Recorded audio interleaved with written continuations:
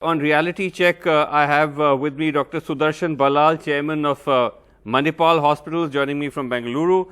We have with us Dr. Anjan Trikha, Chairman of Clinical Managerial Group, COVID Center, AIIMS, K. Sujata Rao, former Health Secretary in the Government of India. But let me start with Dr. K. Srinath Reddy, President, Public Health Foundation.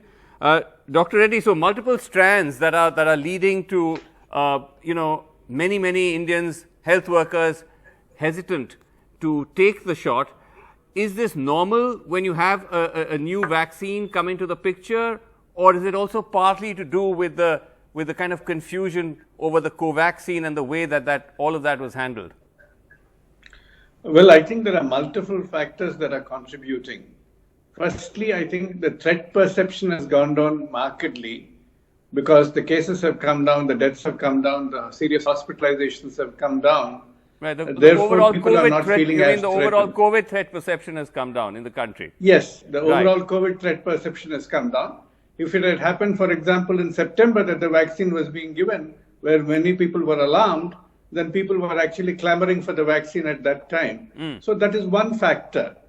The second is the uncertainty that has been created by the controversy about the Covaxin, right, and rather public spat that has taken place that has actually undermined a bit of the confidence. But if timely clarifications were given, and even regarding the nature of the regulatory approval, if explanations were provided in time with clarity, people would have understood the reasoning that was behind whatever decisions were taken. Then, of course, the fact that the app itself is not functioning very efficiently doesn't help.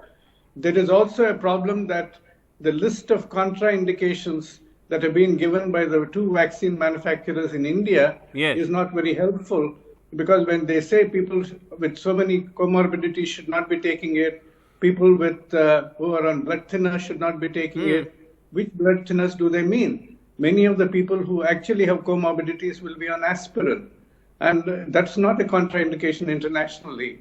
So in a sense, we've overreacted also in terms of the defensive statements made by the two manufacturers. And that's contributing to.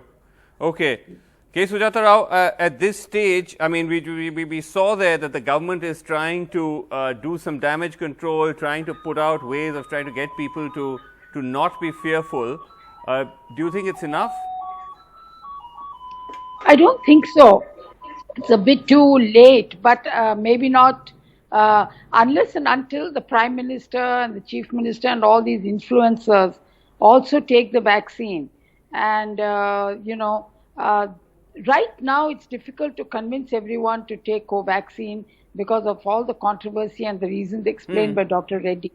So I think it's better to go ahead with Covishield and try and cover as many as possible, because I think in a month or 6 weeks, Covaxin should come out with its efficacy studies and a regular approval can be given. The worst thing that's happened is not only a conditional approval with several caveats, but after 3 or 4 days, the company comes out with all the people who should be exempted from taking or should not be taking the vaccine. I think that psychologically did it. That didn't help very much.